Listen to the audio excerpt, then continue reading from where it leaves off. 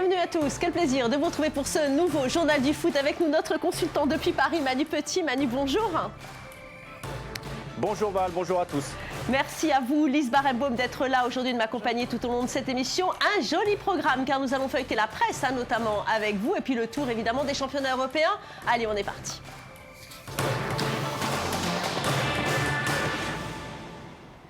Allez, c'est parti pour le football espagnol. Regardez les résultats du week-end. Le Barça ne lâche rien. À 6 journées de la fin, bien que bousculés sur le terrain, les Catalans battent Valence 2-0. Le Real n'en déborde pas et s'impose logiquement 3-1 contre Malaga. Victoire également pour l'Atlético qui bat la Corogne 2-1. Enfin, Séville d'un côté, Villarreal de l'autre font match nul et ne profitent pas de la défaite de Valence. Alors, quelques jours après avoir écrasé le Paris Saint-Germain, on a senti Barcelone un peu émoussé sur le terrain. Ils ont été dominés techniquement et physiquement face à Valence, mais pourtant, ils parviennent à s'imposer 2-0, Manu. Oui, grâce à un but de Suarez tout début du match et également dans les arrêts de jeu en fin de match. Mais c'est vrai que Dieu que ça a été dur pour le FC Barcelone physiquement, vous l'avez dit, émoussé, mais vraiment pas inspiré. Heureusement qu'encore une fois, le génie à la fois de Messi et de Suarez a fait la différence. Mais que c'était chaud parce que Valence méritait au moins un match nul dans ce match. Oui. Alors, Lise, cette semaine encore, un record pour Messi. Oui, il a inscrit son 400e but lors de ce match avec l'équipe catalane et il a atteint cette barre mythique en seulement 471 matchs. Des chiffres donc ébouriffants pour celui qui fêtera seulement ses 28 printemps au mois de juin prochain. Alors Manu, vous pensez qu'il est parti pour le Ballon d'Or 2015 ?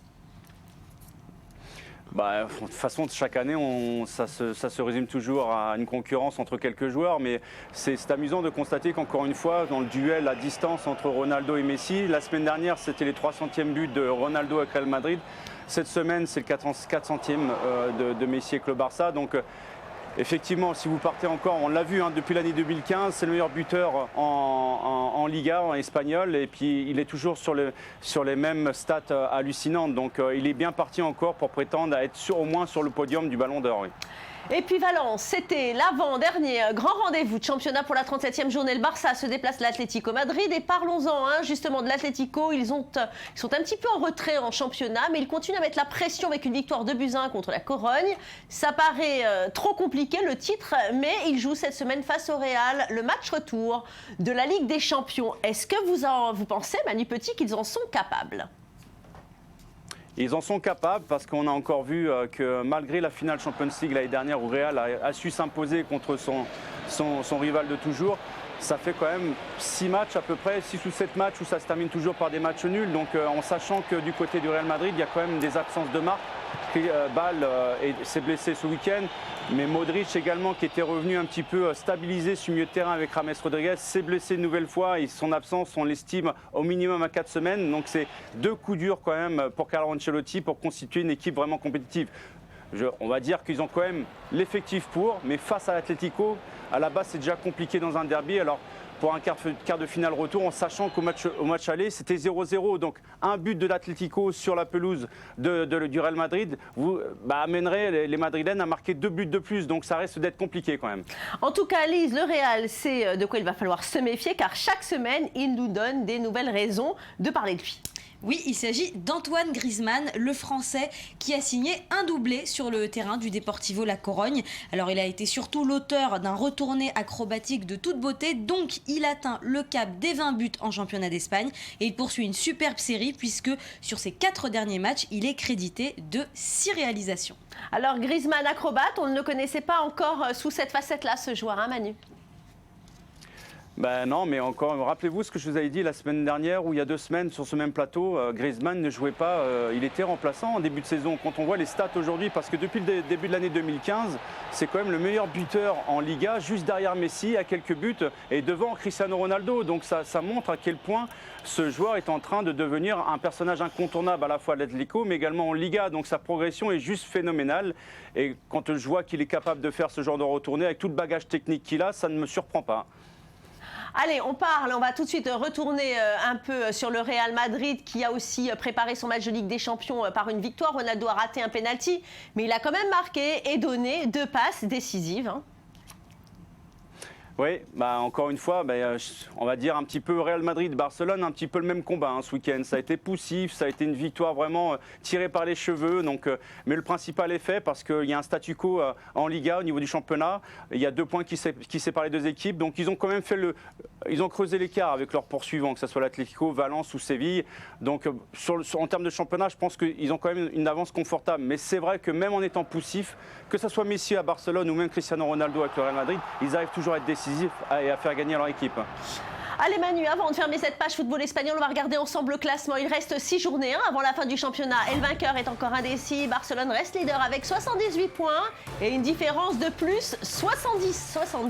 Le Real est à 2 points avec 76 unités. L'Atlético est à 9 points du leader alors que Valence recule avec 13 points de retard. Enfin, la course à la Ligue des Champions n'est pas terminée puisque Séville est à 63 points. Allez, on passe tout de suite au dossier de la semaine.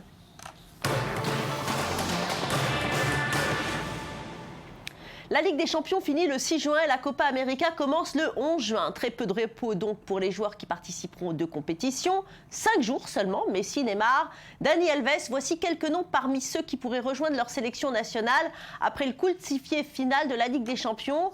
Et oui, les joueurs ont de vrais calendriers de ministres. Le point avec Mathieu Topman.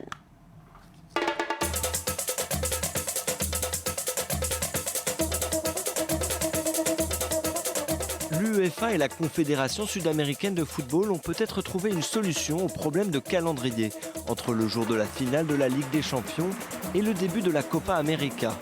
Pourtant, un bon nombre de personnes continuent de crier au scandale. Le tournoi international d'Amérique du Sud commence le 11 juin à Santiago du Chili, seulement 5 jours après la finale de la Champions League à Berlin. La finale de la compétition des clubs européens va empêcher bon nombre de grands joueurs sud-américains de pouvoir s'entraîner confortablement avec leur équipe nationale. L'accord est clair, les joueurs pourront participer à la finale de la Ligue des Champions, mais devront dans les heures qui suivent le coup de sifflet final s'envoler vers le nouveau continent pour se réunir avec leur sélection nationale. À Barcelone, le contingent de stars sud-américaines est impressionnant. Messi, Neymar, Mascherano, Dani Alves ou encore Bravo pourraient bien faire partie de ceux qui rejoindront leur équipe nationale à la dernière minute. Du côté des équipes nationales, elles veulent évidemment que leurs joueurs rejoignent les entraînements bien plus tôt, mais malheureusement, c'est bien l'UEFA qui a le dernier mot. Beaucoup de sélectionneurs ne sont pas satisfaits par la décision de l'UEFA d'accueillir la finale de la Ligue des Champions seulement 5 jours avant le début de la Copa América. L'Argentin Gerardo Martino s'est exprimé concernant la programmation controversée. Nous devons avoir les joueurs dès la première journée et ils sont très désireux de participer à la Copa América. Mais ils vont aussi vouloir jouer la finale de la Ligue des Champions, après s'être préparés toute l'année. Pour les joueurs de haut niveau, la saison de football est longue et le calendrier surchargé. Avec le début de la Copa América qui arrive à grands pas, quelques pays vont devoir se préparer à recevoir certains de leurs meilleurs joueurs à la dernière minute. Le manque de collaboration entre les fédérations européennes et sud-américaines va mettre les organismes des joueurs à rude épreuve, au détriment de leur bien-être. Une réaction peut-être, Manu, ça paraît quand même invraisemblable que l'UEFA n'ait pas tenu compte de la Copa América. Mais c'est à l'image du problème du Qatar dans l'obtention de 2022. Rappelez-vous, tout l'embroglio autour du calendrier.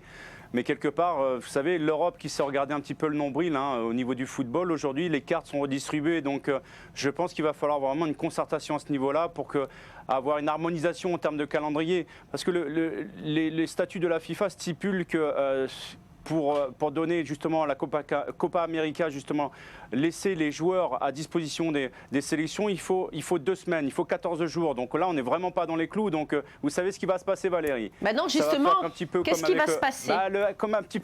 Il va se passer que ça va s'arranger encore avec un carnet de chèques.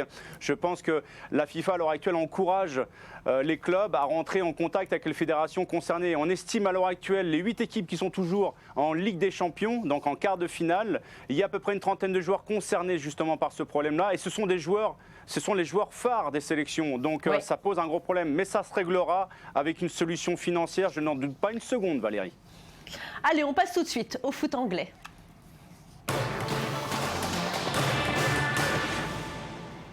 On a joué la 33e journée de Premier League ce week-end, mais on va commencer par une nouvelle qui va vous faire plaisir. La victoire d'Arsenal en demi-finale de la FA Cup, 2-1 contre Reading après prolongation. Manu, vous avez vu ce match, hein, j'en suis sûr.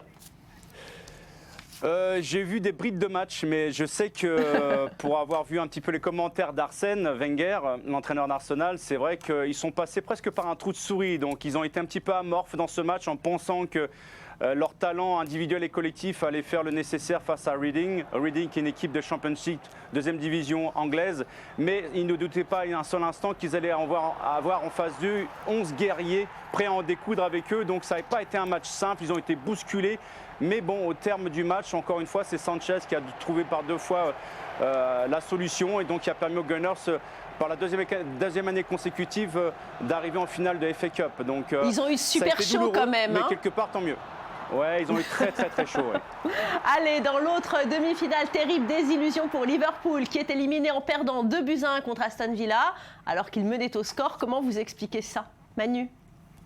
Alors ça, par contre, là, c'est vraiment, en l'occurrence, pour Liverpool, je vais presque dire que c'est presque une faute professionnelle. Alors c'est vrai que depuis une demi-finale de Cup, c'est jamais facile à jouer. Il n'y a pas d'équipe simple en Première Ligue, notamment. Malgré tout, sur le papier, pour moi, il n'y a pas photo. Liverpool qui était décroché, même s'ils ont encore l'espoir un petit peu d'accrocher une 4e place, voire une 3e place en championnat, synonyme de barrage de qualification en Ligue des Champions, ça reste quand même une grande désillusion parce que la finale leur tendait les bras quelque part et c'était la seule occasion pour les Reds d'accrocher un titre cette année. Oui. Ça aurait pu être beau quand même cette finale, hein, Arsenal-Liverpool, on peut rêver. Oui, ça aurait été en plus une revanche, rappelez-vous, au début des années 2000, quand Liverpool avait perdu, après avoir mené contre Arsenal, ils avaient perdu la FA Cup, donc c'est vrai que ça avait été... Non, pardon, Liverpool avait gagné à cette époque-là, donc c'était quelque part un remake, donc la revanche, mais grosse désillusion. Si vous écoutez un petit peu les déclarations de Brendan Rodgers, l'entraîneur Liverpool, il est vraiment déçu après cette défaite. Oui, oui, d'ailleurs, il y en a un autre qui est déçu, c'est Steven Gerrard. Il voulait à tout prix partir de Liverpool avec un dernier titre, mais là, c'est bien fini. Bah là, c'est râpé, donc je ne sais pas où il va atterrir, peut-être en MLS, mais c'est vrai que pour un très grand joueur comme il a été, finir comme ça de façon presque anonyme dans son club mythique, c'est pas la sortie rêvée pour un joueur d'un tel calibre. Alors entre Arsenal et West Ham, votre favori c'est qui ? Aston Villa, Devinez. pardon. Aston Villa, pardon. Ça change rien, c'est toujours Arsenal.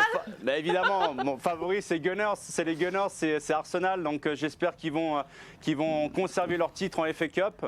Maintenant, c'est vrai qu'en championnat, le championnat est plié, hein. C'est Chelsea qui va gagner cette année le championnat, mais leur 2e place à l'heure actuelle me fait penser que l'année prochaine, s'ils arrivent à soigner quelques problèmes qu'ils connaissent chaque début de saison, ils peuvent prétendre au titre.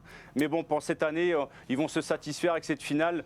Je pense qu'ils sont satisfaits quand même de rencontrer Aston Villa plutôt que Liverpool. Bon, alors justement, Chelsea, on va en parler tout de suite. Ce week-end en championnat, les Blues ont sans doute remporté le titre avec 7 victoires, 1-0 sur Manchester United. Une belle victoire. Hein. Belle victoire avec encore une fois un hasard décisif. Ça a été un match un peu tendu, des occasions de part et d'autre. Mais encore une fois, Chelsea a su faire la différence grâce à son joueur, son talisman, qui est Eden Hazard. Quand il n'arrive pas à faire une passe décisive, c'est lui qui ouvre le score. Donc c'était 3 points extrêmement importants parce que Chelsea se déplace à Arsenal ce week-end, donc imaginez s'ils avaient dû partager les points, même perdre sur leur terrain, sur leur pelouse, ils auraient peut-être vu justement ce match contre Arsenal comme un grand défi et vu justement le matelas confortable en termes de points fondre comme neige au soleil. Donc c'est vraiment une victoire importante ce week-end pour Chelsea. Ouais. Vous auriez misé sur Chelsea au début du championnat ? Oui, j'avais donné vainqueur du championnat au début de saison. Et les 6 premiers mois m'ont donné raison, mais c'est vrai que depuis le début de l'année 2015, c'est probablement l'équipe la plus triste à avoir joué. Absolument. Mais elle est extrêmement efficace. Alors justement, Lise, l'unique buteur de la rencontre, il vient de le dire, Manu, c'est évidemment Eden Hazard, le joueur qui est très jeune, mais il a un talent absolument extraordinaire et il pourrait bien être nommé meilleur joueur de la saison. Oui, et alors ce qui est incroyable, c'est que cette année, vraiment, la Première Ligue fait honneur aux jeunes. En fait, parmi les 6 joueurs qui sont nommés pour le titre de meilleur joueur de la saison, 4 le sont également. également pour celui du meilleur jeune joueur. C'est du jamais vu. Ces 4 joueurs, c'est Eden Hazard, vous l'avez dit, Harry Kane, Philippe Coutinho et David De Gea. L'an dernier, c'était Luis Suarez qui était à l'époque à Liverpool, qui avait été sacré. Il succédait à Gareth Bale, qui lui était devenu le premier joueur à d'ailleurs remporter la même année le titre de meilleur joueur et celui de meilleur jeune joueur. C'était pas arrivé depuis 1978. Alors on vient de le voir Manu, à la Première Ligue qui laisse la part belle aux jeunes, surtout aux jeunes joueurs, mais il y a un seul Anglais par contre parmi tous les nominés. Qu'est-ce que vous en pensez ?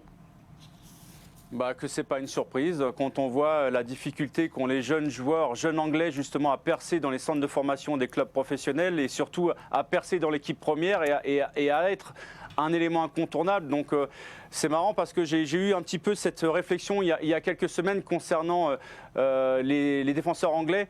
Je trouve qu'il y avait une tradition dans la formation justement des défenseurs anglais aujourd'hui qui est en perdition totale. C'est très difficile aujourd'hui de trouver un défenseur digne de son nom en Angleterre et qui plus est anglais. Donc mais quelque part, quand je vois que c'est Eden Hazard, moi je pense que c'est Eden Hazard qui va gagner le titre de meilleur jeune et probablement celui aussi de meilleur joueur en Première Ligue parce qu'il est vraiment tellement important pour Chelsea. Il a porté à bout de bras quasiment cette équipe toute la saison, donc ça ne serait pas étonnant qu'il remporte ce titre. Manu, Lise, merci à vous d'avoir été avec moi tout au long de cette émission. Chers téléspectateurs, surtout restez avec nous. L'info continue sur i24 News. Quant à nous, on se retrouve demain pour le reste des championnats européens.